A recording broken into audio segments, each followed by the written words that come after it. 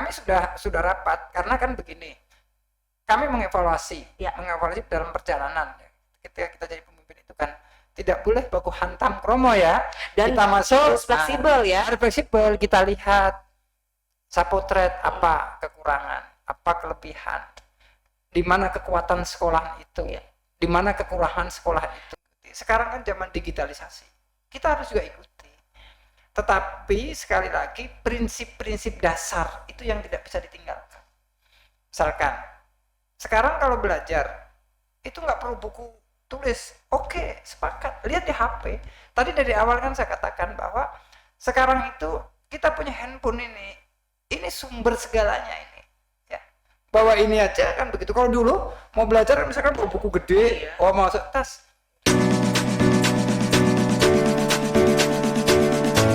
Halo, selamat pagi pemirsa podcast Indigo, obrolan informasi digitalisasi dan globalisasi kembali hadir untuk Anda di setiap hari Rabu. Kami tayangkan jam 10 pagi dan juga jam 4 sore ya.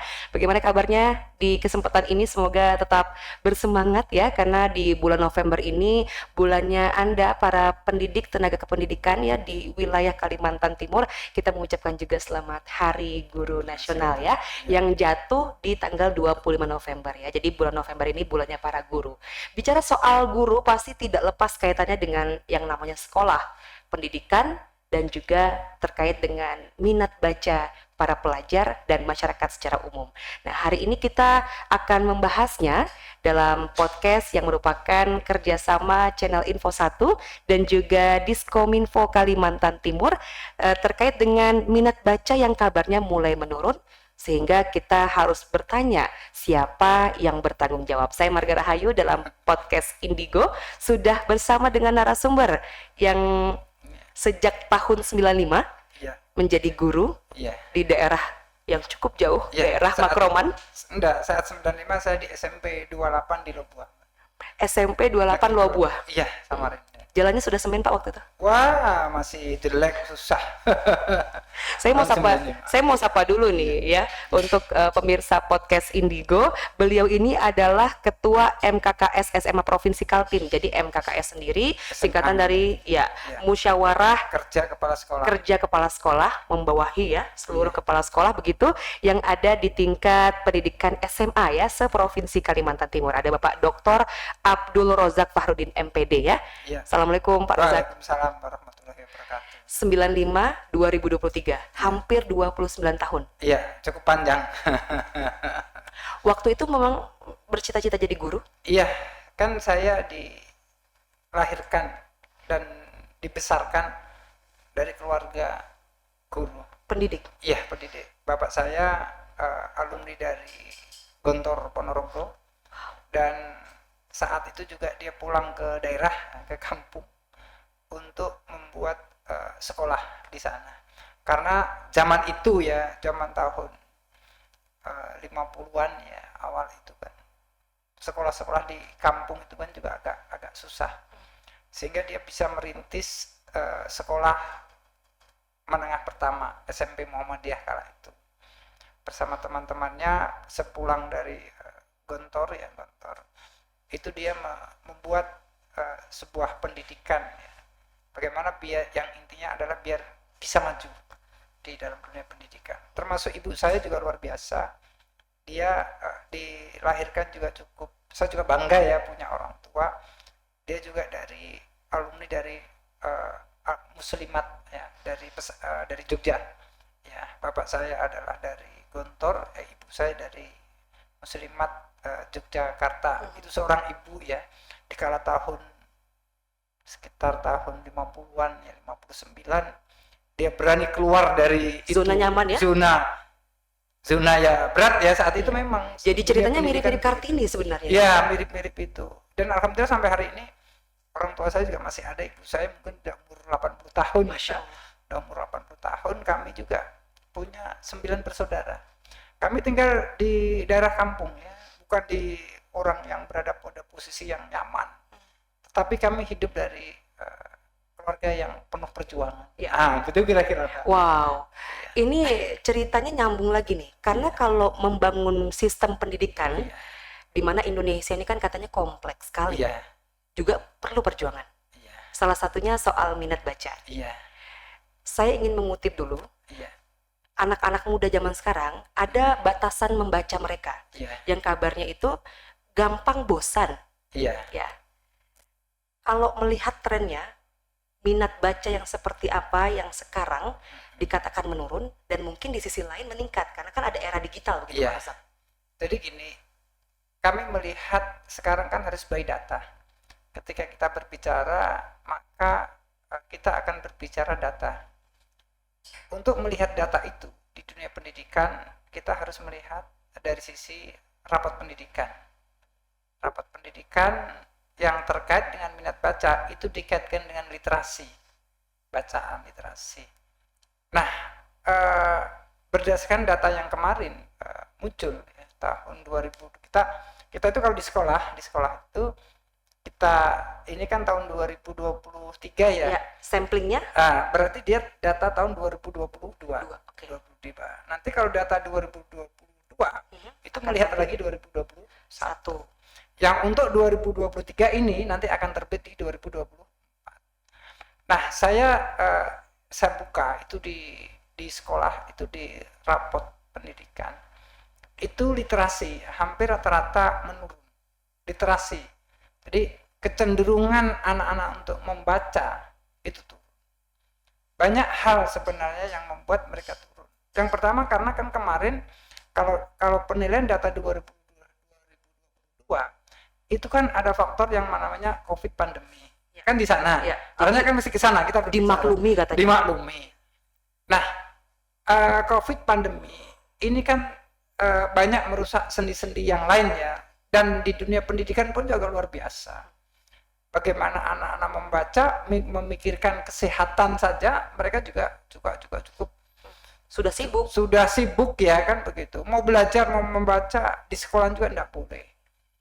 Nah, kemudian dalam proses itu, tapi kan berlahan-lahan seiring dengan pandemi yang menjadi endemi menjadi baik, maka upaya yang dilakukan oleh pemerintah itu kan juga sudah lumayan ya, back to normal katanya. Sudah normal. Makanya nanti minat baca juga yang untuk tahun 2023 akan kita evaluasi atau kita lihat di dalam rapot pendidikan itu di tahun 2024. Tetapi yang jelas kalau saya berbicara hari ini maka kita akan lihat ke belakang kemarin. Iya, dan itu dibuktikan dan itu dibuktikan menurun. Ya, saya melihat di sekolah saya sendiri kan juga ada. Itu lihat. Nanti kalau kita melihat per sekolah, per daerah itu juga bisa dilihat. Tetapi pada umumnya di literasi atau istilahnya membaca itu mengalami trennya nurun. Walaupun sebenarnya dengan mengalami turun ini juga tidak buruk, tetapi dari yang baik ya karena ada masa pandemi itu mengalami penurunan. Nah, itu kira-kira Pak Rozak, ini juga harus kita clearkan dulu nih. Jadi supaya framingnya sama, pemahaman kita sama dengan pemirsa podcast Indigo. Apakah literasi selalu identik dengan membaca buku fisik ya? Kalau zaman dulu kan belum ada yang namanya e-book misalnya. Jadi buku elektronik gitu ya, yang digital. Nah, sementara anak-anak zaman sekarang baca caption misalnya, status, atau membaca artikel dan berita. Itu dikategorikan membaca. Sebenarnya kan kalau kita melihat literasi membaca, itu kan kita tidak literal hanya membaca buku. Nah, anak-anak kondisi saat ini ya, dalam proses pembelajaran itu kan diambil dari berbagai sumber boleh. Sekarang buku itu kan juga tidak buku tertulis, buku digital juga buku. Cuman kadang-kadang yang menjadi persoalan adalah ketika anak membaca, yang dibaca lain. Artinya lihat HP, anak-anak kan sekarang punya HP, ya kan? Kalau melihat apapun isi HP ini ada semua. Dari sisi konsep mata pelajaran ada, dari sisi konsep teori juga ada, macam-macam ada. Cuman kadang-kadang anak yang dilihat kan yang bukan pada porsinya. Ya kalau bagi kami seorang guru, apapun yang dilakukan anak, bacaan dari manapun, baca apapun, itu juga saya katakan literasi. Bahkan di sekolah ya, ke depan ini kan sudah banyak anjuran, ada literasi di sekolah itu, di pojok-pojok sekolah juga diharapkan akan muncul. Dan kami juga Mbak Marga di sekolah itu, ini sudah saya juga jadikan program ke depan. setiap hari Selasa, Rabu, Kamis, ya, 3 hari. Ini kan sudah kemarin saya rapat. Di pagi hari sebelum proses pembelajaran ada literasi.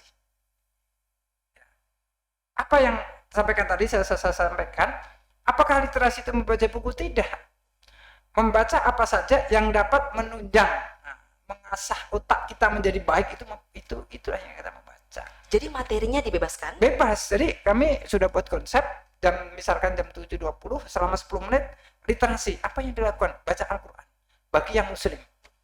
Baca kitab Injil misalkan atau kitab apapun sesuai dengan agamanya. Dan itu kami sudah kemarin kami sudah rapat di unsur manajemen pimpinan, akan kita terapkan di semester berikutnya, semester depan, karena ini kan sekolah baru ya. Iya, betul. Saya berada di SMA ini kan.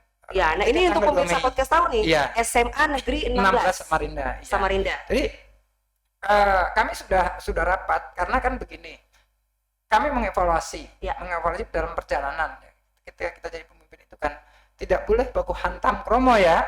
Dan kita masuk harus fleksibel ya. Harus fleksibel, kita lihat sapotret apa kekurangan, apa kelebihan, di mana kekuatan sekolah itu ya, di mana kekurangan sekolah itu. Akhirnya muncul program ini. Akhirnya muncul itu. Berapa lama waktu durasi membacanya? Kami program ya paling nanti kalau kita proses pembelajaran jam 7.30 itu kan sudah pembelajaran yang untuk mata pelajaran. Berarti jam 7.15 menit kita sudah masuk. Sekitar 10 sampai 15 menit itu akan literasi. Oh. Ya, literasi. Dan itu bebas anak membaca ya? Bebas ya. Desain baca Al-Quran bagi yang muslim. Oh, masih tataran Al-Quran dulu? Iya. Nanti kan ada lain. Nanti selebihnya juga ada buku umum. Buku bacaan-bacaan lain ya kan begitu. Nah, di samping itu saya kaitkan lagi literasi. Apa sesungguhnya yang juga bisa diambil ketika anak-anak itu juga dilatih literasi itu. Kan nanti tidak akan kita biarkan saja, tapi kan juga ada penjelasan-penjelasan khusus. Nanti juga akan dikaitkan dengan karakter. Ke sana sampai semakin baik anak bacaan literasinya, maka pasti nanti karakternya juga semakin baik. Karena sekarang yang ditakutkan di dunia pendidikan itu adalah karakter siswa. Pinter, oke, misalkan. Ini oke, tapi karakter sekarang juga harus penting sekali. Kenapa? Ya. Kenapa? Apa yang terjadi dengan karakter anak sekarang? Nah, kita kan tahu ya, pendidikan karakter yang saat ini juga kalau kita lihat juga mulai menurun. Bagaimana bisa melihat di antar sama teman, itu kan kadang-kadang yang sekarang terkenal dengan istilah bullying ya. Oke, perundungan. Nah, ini kan tidak disadari. Mengolok teman, mengapa. Nah, ini peran guru sentral ya. Peran guru yang sentralistik itu juga harus bisa memberikan pemahaman kepada anak-anak. Dan ternyata tidak kita sadari itu literasi juga ya. Dan itu juga literasi. Jadi literasi itu harus kita terjemahkan secara umum. Bukan membaca buku pelajaran hanya itu, tidak. Ya. Menonton TV ya, yang hal-hal yang positif dalam rangka pengembangan ya, ada pesan-pesan itu juga literasi. Jadi sebenarnya kalau ditanya minat baca mulai menurun, karakteristik anak yang tadi dikatakan barangkali juga terdegradasi lah ya. Itu tanggung jawabnya siapa? Nah, sebenarnya dunia pendidikan yang tanggung jawab banyak ya. Kalau di sekolah, maka tanggung jawab adalah pihak sekolah, guru. Guru, ada kepala sekolahnya, ada staf, lingkungan semuanya akan tanggung jawab. Kemudian di rumah, itu kan tanggung jawab orang tua. Betul. Orang tua ini, ini juga harus mengontrol anaknya. Bagaimana anak-anak setiap pulang sekolah, apakah dia kesehariannya sudah belajar, apakah kesehariannya dia sudah ditanamkan nilai-nilai moral. Apakah orang tuanya suatu saat mengontrol HP-nya anak-anak, bacaannya anak itu benar apa enggak? Nah, itu kan sudah seperti itu. Kemudian berikutnya yang tanggung jawab dunia pendidikan adalah bagaimana lingkungan di sekitarnya. Apakah orang tua itu juga mengontrol anak itu bergaul dengan siapa? Itu juga penting. Ya, karena komponen yang dapat mempengaruhi karakter anak ini banyak hal. Tidak bisa menyalahkan dari pihak sekolah, nggak boleh. Di sekolah itu sehari berapa jam sih? Paling sekitar 8 jam. Dan sepertinya media juga ya. Nah, Media massa terutama. Nah, media massa. Jadi juga saya kadang-kadang ya juga menjadi bahan diskusi kita. Kadang-kadang di media massa itu kan kadang-kadang bisa menyajikan berita-berita yang semestinya bukan yang dibaca oleh anak-anak, bukan yang diliterasi oleh anak-anak, kan begitu. Tetapi ya kadang-kadang ya iklan yang mana-mana yang namanya komersil komersil dunia bisnis itu kan kadang-kadang bertentangan nih. Kadang-kadang tidak pas juga dengan dunia pendidikan. Wow, jadi memang tema kita hari ini mengoreksi semua pihak. Oke, termasuk mudah-mudahan podcast ini juga menjadi salah satu sarana ya mengedukasi kita. Karena kalau zaman-zaman kita dulu nih, Pak Rozak, saya ingat sekali tuh ada yang misalnya nih bawah pengawasan orang tua. Jadi emang ada tanda-tandanya itu dan jam-jamnya juga dipilih. Gitu. Oke, mudah-mudahan nanti kita bisa bahas kembali kira-kira strategi apa yang bisa dilakukan kita semua untuk membangun ya budaya membaca. Oke, kita akan kembali setelah ini, tetap bersama kami di Indigo, obrolan informasi dan juga digitalisasi seputar hal-hal berkaitan dengan globalisasi.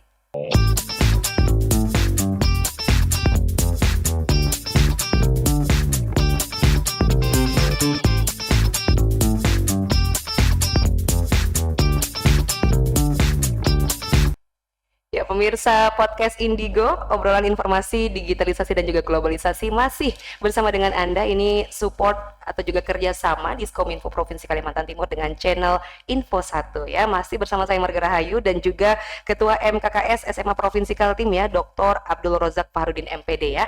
Jadi Pak Rozak kalau bicara soal minat baca dan literasi, saya tahu juga Pak Rozak punya buku ya. Berarti kan penulis juga. Kabarnya sebenarnya literasi itu bukan hanya pada kemampuan membaca saja. Ada sampai menulis, menganalisa, menceritakan ulang. 6 kemampuan dasar kalau tidak salah.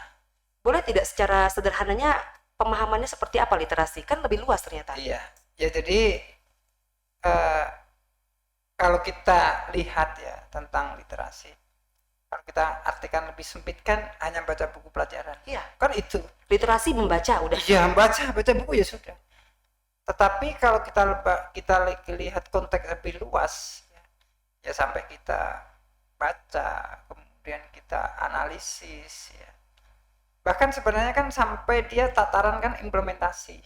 Kan sampai ke sana sebenarnya. Saya juga pernah menulis buku tentang penguatan pendidikan karakter. Itu sampai masuk buku. Disertasi saya juga seperti itu sebenarnya. Ketika saya kemarin S3 itu saya membuat disertasi kan penguatan pendidikan karakter di sekolah. Karena apa? Saya lihat potret di sekolah itu kan karakternya kan turun saat itu ya. Tetapi saya melihat juga ada beberapa sekolah yang memang karakternya juga baik. Sebentar, karakter ini seperti apa? Apakah kesopan santunan, tadi mungkin interaksi bersama teman, kejujuran dan sebagainya? Kan karakter kan memang sebenarnya kan kalau kita lihat di permen itu karakter sebenarnya ada 18 karakter kita, termasuk yang Mbak sebutkan tadi, jujuran, sopan santun, menghargai, macam-macam itu ada. 18. Ada 18 itu kan karakter ya.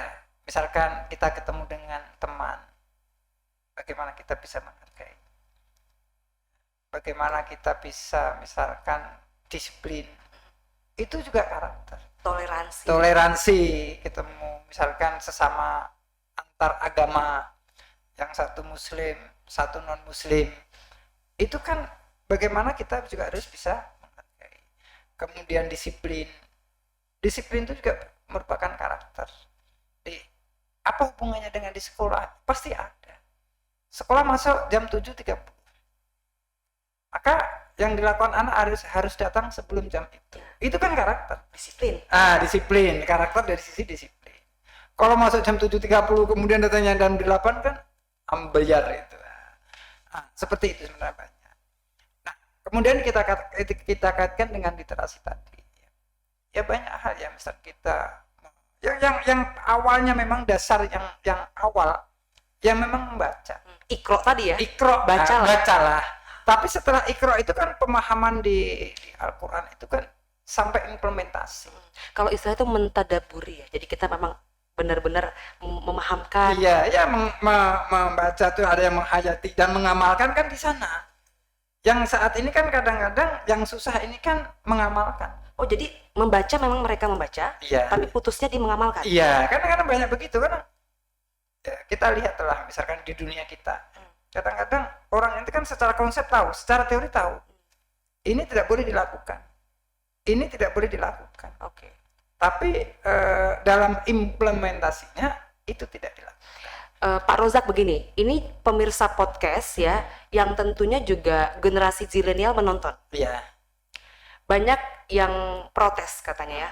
Kenapa sih Gen Z itu selalu dibanding-bandingkan dengan zamannya baby boomer, Iya. milenial ya, dan mungkin tahun milenium gitu ya. Padahal Ali bin Abi Thalib saja bilang ya, ajarilah anakmu sesuai dengan zamannya. Nah, bisa jadi literasi mereka baik dengan sumber informasi yang sudah digital. Iya.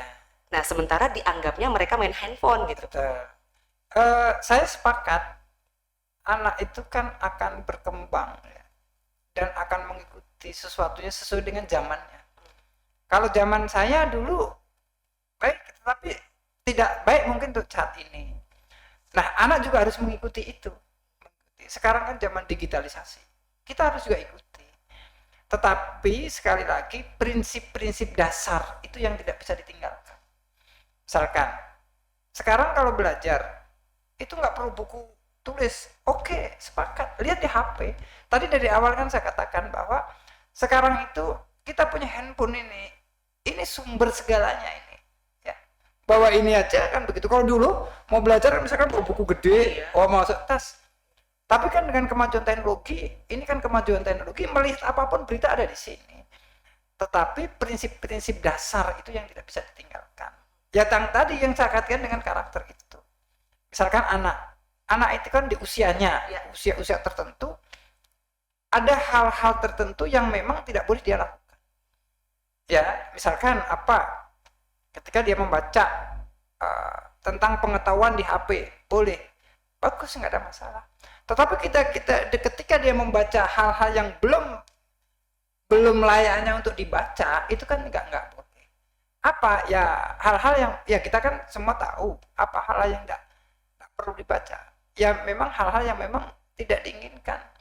Misalkan ketika anak-anak tuh, kalau menurut kami ya, lihat berita kira-kira mungkin kayak sadisme sadis, itu kan untuk apa juga di atau mengarah kepada porno. Nah itu kan tidak boleh. Kadang-kadang sekali lagi dengan kemajuan teknologi ini kan bisa diakses semuanya. Ya. Oh, saya pernah dengar Pak Rozak katanya memang ini seperti pisau bermata dua gitu ya. Iya. Bahwa ini bisa digunakan sebagai alat untuk mengasah pisau misalnya, iya, atau setelah pisau tajam kita terluka sendiri, bisa juga. Betul. Oke. Jadi sekarang kan begini, termasuk di ini teknologi ya, kita bicara teknologi sesuai dengan Mbak Marga sampaikan. Kita itu hidup harus berada pada kondisi yang saat ini tadi, sesuai dengan zamannya, sepakat. Sekarang ini kalau kita ujian semester di kami, nggak ada pakai kertas, nggak ada. Kita pakai teknologi. Oh, jadi nggak ada yang ngebunder-bunderin pakai pensil? Tidak gitu? Zamannya, kan sekarang tidak zamannya. Wah, zaman teknologi ke ujian pakai kertas, berapa kos yang dikeluarkan kalau pakai kertas? Itu. Tapi kalau pakai ini kan anak-anak ujian pakai HP. Baca. Nah, tetapi sekali lagi, ketika anak-anak ujian pakai HP, maka guru itu harus bisa mengunci bahwa siswa tidak akan membuka data yang lain. Nah, harus tahu itu juga. Kalau enggak tahu itu habis di sekolah. Dan sekali lagi juga harus ada pengawasan. Pada saat misalkan ujian, walaupun dia menggunakan teknologi, tapi juga harus diawasi. Oke. Siapa tahu bawa handphone 2, ayo. Kan susah. Iya. Atau tetap bisa ya, ada celah-celahnya ya. Wah, yang namanya teknologi itu semuanya serba bisa. Bawa HP satunya kan bisa. Nggak tahu ya, tiba-tiba kalau mau ujian atau ada ulangan gitu yang dinilai ya, pasti tiba-tiba muncul aja kreativitas gitu ya. Ya itulah Mbak ya, namanya anak-anak. Anak-anak itu kan pintar dan kreatif. Saya melihat anak-anak sekarang luar biasa. Ya. Ya, Karena senang berlimpahnya sumber saya. informasi Iya, ya. wadah, kami ini saya ini jujur, ketika kadang-kadang saya sudah ketemu dengan generasi di bawahnya, saya sudah sadar, oh ternyata anak-anak itu sudah hebat. Saya aja yang menang duluan aja kan. Iya, gitu. betul-betul. Saya itu juga pada saat sudah mulai berinteraksi nih, karena kan kelahiran 90-an ya. Jadi berinteraksi nih dengan anak-anak gitu ya. Generasi zilenial. Iya. Baru sadar juga, wah udah tua juga ya. Iya. Tapi kan kita sudah ada di posisi sekarang. Iya. Dia belum tentu. Iya. Iya. Oke, ini cuman apa namanya ya, jokes saja ya. Tapi dengan kurangnya literasi atau minat baca yang menurun, apa dampaknya pada generasi sekarang? Nah, tentu ya. Kalau kurang membacakan ya, tentu kan pengetahuan kan mesti kurang. Dan dari sisi etika kalau kurang baca juga akan kurang. Dan terutama juga sisi pengetahuan mereka juga kurang. Maka sebenarnya banyak upaya yang bisa dilakukan di sekolah. Misalkan di sekolah ya, kita berbicara tentang anak untuk anak. Di sekolah itu dalam rangka meningkatkan literasi atau minat baca itu ada upaya-upaya yang dilakukan di sekolah. Di kelas itu mungkin ada beberapa pojok baca buku. Kasih aja buku majalah, Ya. kasih buku pelajaran, Ya. kasih kitab suci mungkin bisa di itu. Kemudian juga bisa dikembangkan di perpustakaan. Perpustakaan diberi buku itu. Atau nanti juga ada perpustakaan digitalisasi. Ada dipasangkan internet. Ya, ada internet di sekolah itu, ada internet. Kemudian anak-anak bisa baca. Kan misalkan ketika guru ngajar bahwa di perpustakaan. Ya kalau kita misalkan mau literasi, misalkan kayak zaman kuno lah, suruh baca buku teks itu kan Zaman kuno. Zaman kuno. Tapi kalau yang baru kan coba HP-nya. Cara-cara konvensional loh. Iya, ya zaman kuno kan gitu. Iya, Tapi kalau mau maju pakai HP, lihat materi ini. Ya. Kan bisa seperti itu. Nah, itu yang bisa dilakukan. Kemudian yang itu kan yang untuk di sekolah. Iya. Di sekolah. Di rumah misalnya. Di rumah. Kalau di rumah kan berarti pengawasan dari orang tua. Atau teladan juga perlu tidak orang tua ikut baca dengan anaknya? Ya sebenarnya ya kalau kita ini paling-paling dampingi aja deh. Kita kan generasi sudah. Tapi sekarang kalau untuk yang Merdeka Belajar, Iya. orang tua terlibat loh Pak Rozak. Nah, itu Meskipun ada yang mengeluh ya, Ya. ini yang sekolah anaknya atau orang tuanya? itu yang saya katakan. Saya juga sering ngomong. Kadang-kadang begini, porsi tugas yang diberikan itu tidak sesuai dengan kemampuan anak. Saya juga kadang-kadang mengeluh, ini yang sekolah anak atau orang tua? Orang tua. Bukan Mbak, Bukan saya aja nih. bukan Mbak Marga aja yang ngomong, saya sadar, saya menyadari. Ya kadang-kadang kompetensi ya atau Kan nggak bisa disamain. materi yang diberikan juga kadang-kadang terlalu tinggi.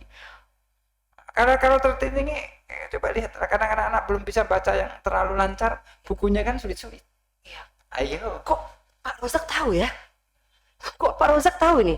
Saya juga kaget loh. Kelas 1 saya sudah belajar tentang Nah iya, itu kan ya karena kan bangun saya, datar apa. Yang saya pikir mungkin kelas 3 baru belajar gitu ya. iya. Oke. Tapi mungkin itu agak kejauhan nih Pak Iya. Rozak ya, karena jelas ini berasalkan keresahan kita sebagai Betul. orang tua. Tapi masihkah relevan buku adalah jendela dunia? Tapi jangan dijawab dulu. Iya. Ya, kita harus jeda dulu Iya. ya. Tetap bersama dengan kami di Indigo, obrolan informasi digitalisasi dan globalisasi bersama dengan Pak Rozak ya, dari Ketua MKKS SMA Kalimantan Timur.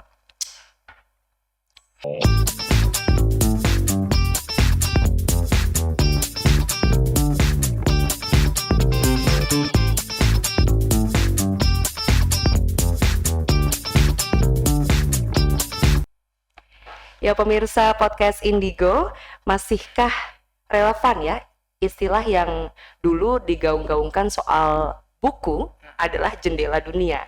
Nah, bagaimana kalau di era 5.0 ya, 5.0 begitu, Pak Ya. Rozak? Ya sebenarnya kan begini, sampai kapanpun namanya buku sebagai dokumen itu penting ya. Tidak semuanya juga Alih digital. digitalisasi. Ya.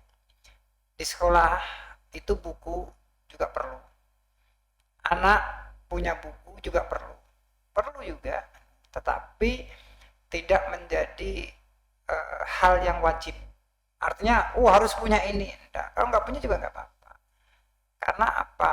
ketika kita membaca itu kadang-kadang ya dengan menggunakan teknologi, menggunakan HP, keterbatasan kita mata itu kan kadang-kadang juga ke sana. Ya, gampang lelah misalnya. Alah, dan kadang-kadang kalau punya buku, untuk anak lah ya, kalau orang tua mungkin untuk anak ada buku itu, materi-materi pokok kadang-kadang yang esensial itu bisa ditandai. Oh, betul. Nah, kan begitu ya. Tapi kalau baca-bacaan di HP kadang-kadang mencari lagi ya bisa sih dicari.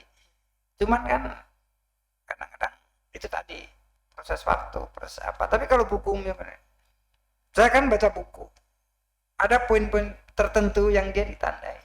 Mengingat kembali kan begitu. Meskipun sekarang sudah ada aplikasinya loh. Meskipun sekarang juga ada buku. Tapi kan di zaman ini kan kadang-kadang ya dengan kemajuan teknologi kadang-kadang kan teknologi kadang kita kan ketergantungan pada internet, ketergantungan kepada pulsa. Ya kadang-kadang kan pas pulsa habis kita harus mau membaca, gimana? Atau kadang-kadang di daerah tertentu lagi blank spot, nggak ada sinyal. Jadi masih relevan itu? Ya masih buku juga. Jendela Ya, Dunia. tetapi kan tidak menjadi sentralnya buku ya gitu. Tapi sudah ada pendamping, Ada pilihan lain, alternatif lain ya. Coba Mbak Marga kalau lihat kita di daerah agak pinggir atau mungkin wilayah Katingaga yang terluar ya, 3T itu kan nggak ada sinyal. Saya pernah, ini cerita. Saya pernah agak di Mahulu kan. Itu satu-satunya perbatasan kita tuh. Perbatasan Mahulu. Kampung agak ke sana lagi, agak pinggirnya lagi. Yang mana? Longapari? Longapari. Ya. Wow, jauh itu. Saya pernah ke sana 2 bulan yang lalu, saya dari sana. Apa yang ditemukan Pak Rosa? Iya, jadi di sana kan masih blind spot. HP saya ini canggih tapi nggak berguna di sana. Nggak ada sinyal. Mungkin lupa beli towernya, Pak. Iya. Nah, oleh karena itu kan buku kan masih jendela. Ya, jadi hal-hal daerah-daerah tertentu yang memang tidak bisa dengan menggunakan teknologi, tidak ada jalan internetnya, itu kan buku kan juga masih utama. Ya. Dan untuk anak-anak pun juga penting, masih perlu ya bagi kami. Kalau dia hanya berbicara ini terus kan, ya, kekuatan mata kita ini kan juga terbatas ya. Kalau saya biasanya kalau baca di HP, justru yang paling berbahaya bukan mata, bukan maksudnya kemampuan mata untuk menerima radiasi dan sebagainya ya, tapi nggak tahan godaan. Ya. Mungkin mau buka media sosial yang lain ya. Itu yang dikhawatirkan. Jadi memang masih lebih suka buku ya, karena mungkin berada di zaman-zaman buku gitu. Saya ingat waktu kecil ya, kenapa jadi mencintai buku, karena dulu dibelikan satu majalah anak-anak. Dari situ ada ketertarikan. Nah, Pak Rosa masih ingat tidak mulai kapan jatuh hati untuk suka membaca buku berlama-lama lah? Oh iya. Saya Mbak sebenarnya di sekolah itu kami ya zaman lama ya, zaman dulu. Ya memang bukunya buku-buku tulis, buku sekolah. Zaman dulu buku kalau kami kan tinggalnya di kampung ya. Buku itu juga agak sulit. Coba bayangkan kami kelahiran tahun 69. Kami berasal dari kampung, desa ya, di sana kan desa. Dari kabupaten hampir 35 km. Bisa bayangkan lah ya, itu tahun itu, bisa bayangkan. Motor gak ada, mobil gak ada. Ya, saya pernah menempuh pendidikan di SMA. Itu saya naik sepeda begini. Sepeda ontel dengan jarak hampir 20 kilo. 20 kilo, nggak bisa dibayangkan kalau orang sekarang. Saya cerita nggak, Pak, capek gitu saya belum. Dan itu saya bawa buku 1 tas di belakang. Ya, saya masuk SMA itu jaraknya sekolahan itu hampir 20 kilo. Bukan sepeda motor, Mbak, sepeda biasa. Jadi berangkatnya jam berapa maksudnya? Ya berangkat jam 5, setengah 6. Oh, Masih gelap. Kemudian kondisi ekonomi masyarakat itu memang petani kan. Ya kadang-kadang kita bisa sarapan, kadang-kadang juga enggak. Pakai sepatu enggak? Saat itu sudah ada sepatu. Soalnya saya jadi keingat Laskar Pelangi gitu. Ya, kalau di SMA saya sudah bersepatu, tetapi kan jarak jauh. Tapi dikaitkan dengan buku merupakan jendela saat itu, ya memang itu. Nggak ada pilihan bawa buku yang untuk flash apa taruh di tas, taruh di mana. Berharga banget gitu ya. Ya. Tapi masih ingat tidak buku bacaan mana yang membuat berkesan sekali? Ya sebenarnya kalau kami dulu suka kadang-kadang baca cerita. Itu ya, ada cerita-cerita, Ya. misalkan novel, ya. Kayak macam sejarah-sejarah Siti Nurbaya di bawah naungan Ka'bah. Saya sering kadang-kadang baca. Wow. Ya karena di SMA dulu kan sering saya seperti itu. Tapi ya sekali lagi zaman kehidupan kami dulu itu kan HP itu kan juga belum ada. Ya. Jadi memang pilihan hiburannya Ya sudah itu. mengarahnya ke buku. Iya. Oke. Tapi terlepas dari tantangan generasi zilenial, ini sudah masuk segmen akhir kita ya. Pastikan ada sesuatu yang bisa kita banggakan dari generasi Z. Iya. Selain kreativitasnya, apalagi menurut pendidik ini? Anak-anak sekarang ini kan utamanya cerdas dia. Cerdas sih, pintar, cerdas, pintar. Kalau disuruh dengan teknologi dia itu cepat. Cuman kadang-kadang dengan dia sudah terfokus pada itu, kadang-kadang itu nggak dipanggil itu tidak menghiraukan kita. Kan begitu ya. Berarti ya dari sisi keunggulan satu, dia pintar, dia cerdas. Ya. Nah oleh karena itu saya juga kepada anak-anak yang saat ini berada pada posisi itu, ya lakukan untuk kebaikan. Ya. Dan wajib mengikuti kondisi hidup sesuai dengan zamannya. Digitalisasi lakukan. Mungkin lagi tidak lama lagi ada lagi yang lebih hebat lagi. Tetapi sekali lagi ketika anak-anak berada pada zaman yang itu juga lakukan hal-hal yang baik itu tadi. Ya. Artinya toleransi itu juga bisa lakukan. Jangan ketemu temannya diam aja, kan banyak begitu. Nah, itu enggak. Saya apresiasi yang sekarang cerdas, pintar. Nah itu kita.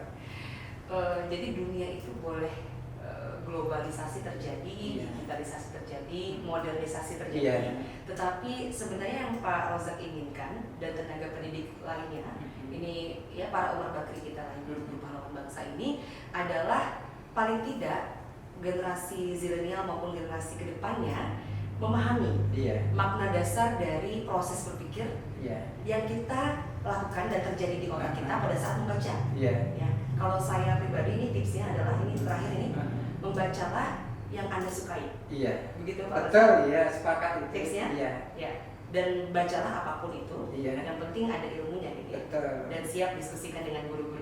Dan bacaannya tidak hanya buku, tapi apapun yang kita baca itu namanya literasi. Oke. Nah, kan begitu kata kuncinya. Pak Rozak, terima kasih banyak. Iya, siap. Mudah-mudahan menyadarkan seluruh pihak yang terlibat dalam membangun generasi emas kita ya, menuju tahun 2045. Oke. Dan pemirsa Indigo, kita harus akhiri ya podcast kali ini, mudah-mudahan memberikan pengetahuan baru soal informasi, digitalisasi dan globalisasi yang dampaknya cukup luas ya, terutama dalam mempengaruhi minat baca serta literasi masa kini ya. Semoga ini memberikan pemahaman baru terkait dengan tema menurunnya minat baca, dan bersama-sama kita sampaikan ya, kalau bisa literasi itu menjadi bagian yang kita mulai suarakan. Jangan sampai malas baca. Betul. Sepakat. Jangan sampai tersesat Pak. Oke. Terima kasih ya. Saya Marga Rahayu, Pak Rozak mohon pamit undur diri. Sampai jumpa di podcast Indigo berikutnya. Terima kasih Mbak.